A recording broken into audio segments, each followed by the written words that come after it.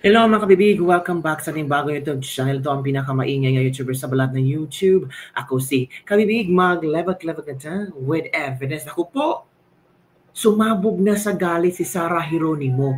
Take note ha, ito si Sarah Geronimo noong previous elections, tahimik talaga to. Hindi siya nag-endorse ng mga politiko, or I don't know, baka may party list yung endorse, pero hindi totally loyal sa mga politiko. Pero ngayon, kabibig ba? Sa nangyayaring korupsyon sa pamumuno ni BBM, talagang itong mga tahimik na artista na may malaking ambag sa tax ng gobyerno ba? Ito, milyones ang mga taxes nito ha, nagsalita na, sumabog sa galit si Sarah Geronimo. Galit siya sa mga panloloko sa, I'm sure, sa BBM at Martin Romualdez Kurakutan. Hindi man sinabi ni Sarah Geronimo na galit siya kay BBM, galit siya kay Martin Romualdez, pero sino ba ang presidente ngayon? Sino ba ang nakaupo ng previous House Speaker? Di ba doon sumabog ang Kurakutan anomalya sa flood control projects? Ngayon hindi yung ibang artista tahimik na noon, ngayon talaga sumasabay na. Humihingi ng hustisya sa kanilang mga taxes. Milyones ang kanilang mga taxes. Sila, grabe itong mga artistang ito ha. Talagang they're voicing out. Kasi it's so unfair. Unfair nga sa atin na konti lang ang binabayaran natin taxes. How much more sila? Milyones. Yung iba nga, bilyones. O ito kabibig ha. Ito ang mga trending news niya. Ito tawag dito. Sarah Geronimo, sumabog na, panloloko, pinaikot-ikot lang tayo, tama na. So ito yung video na pinag-uusapan ngayon tungkol kay Sarah Geronimo na hindi talaga nakapagtiis. Talagang nagsalita na si Sarah Geronimo tungkol sa mga ginagawa ng gobyerno natin. Nangyari ito during sa nag-iwan ng mabigat na mensahe si popstar royalty Sarah Geronimo sa gitna ng kanyang ikot-ikot performance sa opening ceremony ng 88th season ng UAAP last Friday. So ito kabibig, panoorin natin ang statement ni Sarah Geronimo hinggil sa ikot-ikot na mga panloloko ng ating mga politiko. Parang panduloko sa bansa natin. Pinaiikot-ikot lang tayo. Tama na. Di naman po lingid sa kalaman natin na napakaraming nangyayaring kaguluhan, kasinungalingan, panduloko ang ginagawa sa ating bansa. Tama. Let us all be reminded na kayo, don't want to put the pressure on you. Ang ating mga kabataan, kayo ang pag-asa ng ating bansa, ng ating bayan. One day, kayo ang magbabago ng bulok na sistema ng bansang ito. Huwag kayong mawalan ng pag-asa, huwag tayong mawalan ng pag-asa, kumapit tayo sa hope at magtiwala. Patuloy na magtiwala na balang araw, mababago din ang bulok na sistema na yan. At uunlad din ang ating mahal na bansang Pilipinas. Hindi na natin kailangan umalis ng bansa para makapaghanap ng magandang trabaho dahil nandito na lahat ng oportunidad. Patuloy natin ipagdasal ang ating bansa. Yun, kabibi. Again nga. Ulitin natin ha, para yung mga taong tulog pa, magigising na, ito na. Parang panduloko sa bansa natin. Pinaiikot-ikot lang tayo. Tama na. Di naman po lingid sa kalaman natin na napakaraming nangyayaring kaguluhan, kasinungalingan, panduloko ang ginagawa sa ating bansa. Let us all be reminded na kayo, don't want to put the pressure on you. Ang ating mga kabataan, kayo ang pag-asa ng ating bansa, ng ating bayan. One day, kayo ang magbabago ng bulok na sistema ng bansang ito. Huwag kayong mawalan ng pag-asa, huwag tayong mawalan ng pag-asa, kumapit tayo sa hope at magtiwala. patuloy na magtiwala na balang araw, mababago din ang bulok na sistema na yan. At uunlad din ang ating mahal na bansang Pilipinas. Hindi na natin kailangan umalis ng bansa para makapaghanap ng magandang trabaho dahil nandito na lahat ng oportunidad. Patuloy natin ipagdasal ang ating bansa. So yun, kabibig, ramdam ko ang every word si Sara Geronimo ba?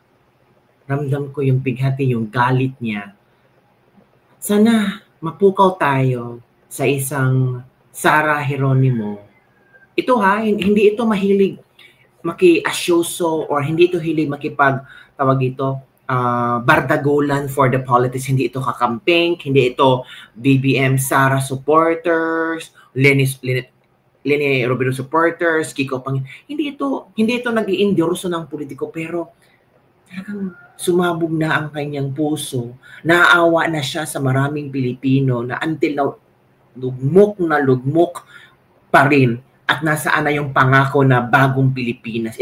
Ang corruption ba? Ito ba yung bagong Pilipinas na pinangako ni BBM? Kaya itong mga artista nga tahimik lang na trabaho, parang hindi na nakaya na makita na naghihirap. Mas lalong naghihirap ang mga tao. Kaya nagsalita na, baka ito yung rason ni Sara Geronimo na magsalita. Para siya yung maging boses ng mga taong tahimik lamang pero sumabog na sa galit. Kasi marami pa rin tahimik na mga Pilipino ngayon na ang iniisip, magtrabaho lang tayo, hayaan na yung gobyerno na yan, magtrabaho lang tayo para sa ating pamilya, pero parang lumagpas na yung sobrang kademonyuhan na ginawa nila sa budget ng Pilipinas. Kaya it's time to stand up, to speak up, use our voice. Sara Geronimo is using her voice not to influence people but to let them wake up, to call para aksyonan na. Ito naman ang komento ng mga ilang netizen hinggil dito, mga kabibig. In fairness, may karapatan ding mabad trip si Sara G dahil isa siya sa mga celebrities na nagbabayad ng malaki at tamang buwis sa Bureau of Internal Revenue. Tama. Of course, bad trip talaga. Milyones ang binabayad mo tapos malalaman mo na ang pera ng taong bayan ay nandun sa mga politiko, sa mga contractors, sa mga engineers ng DPWH pinaglalaruan. They put that in their pocket. They buy luxury cars, mansions. Diba? Sila nga, grabe yung pananarbaho ng mga artista. Puyat na puyat. Diba? Ito pa ang sabi ng ilang netizen. Frustrated na si Sara Geronimo sa nangyayari sa Pilipinas.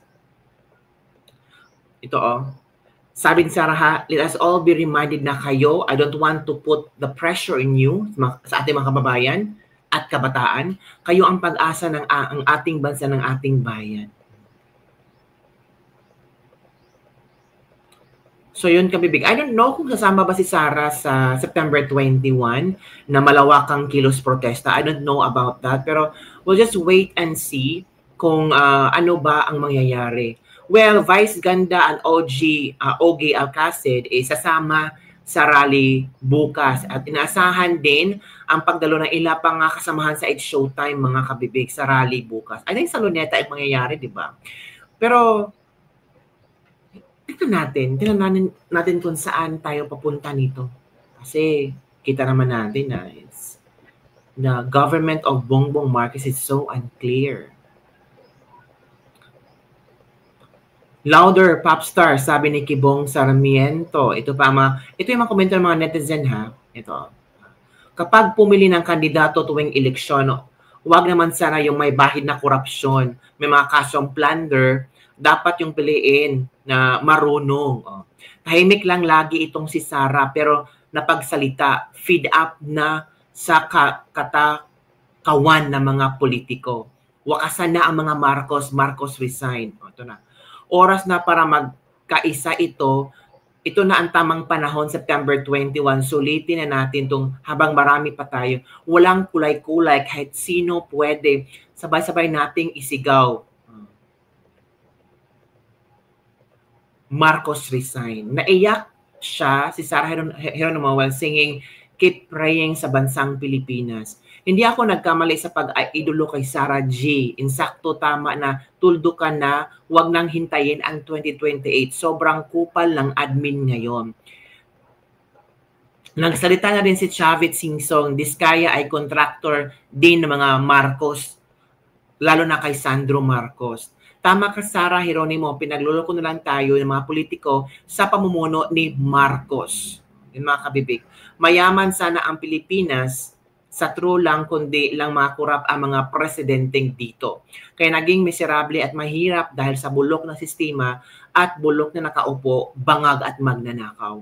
From Guapa Moto. So yun kabibig ang ilang mga komento ng ating mga netizens. Do you agree sa statements ni Sarah Geronimo? Ito ha, si Sarah, tahimik lang to. Pero parang napuno na si Sarah eh. Ikaw ba every year magbabayad ka ng milyones para tax mo? Tapos makikita mo lang, ito yung ginagamit ng mga politiko na walang iniisip kundi ang sarili na kurakutin ang pera ng taong bayan. Makikita mo lang na may mga contractors na yung pera na dapat sana ay para sa pag-improve ng Pilipinas, para sa mga classrooms ng ating mga estudyante, para sa maging maganda ang ekonomiya, makikita natin pinagbibili ng mga luxury cars, mga mansions. This is so unfair. Kahit mga tayo, konti lang ang binabayad natin tax sa gobyerno. Nasasaktan nga tayo. How much more itong mga artista na milyon-milyon ang ibinayad na taxes. Tapos kung hindi sila makabayad ng taxes, i-call out sila, pagpiestahan sila. Diba mga kabibig? So yun ang kabibig ang ating latest libak-libak for the day. Don't forget to like, subscribe, and share this video para sa mga latest trending news natin pag-usap-usapan. Bye everyone. See you next time.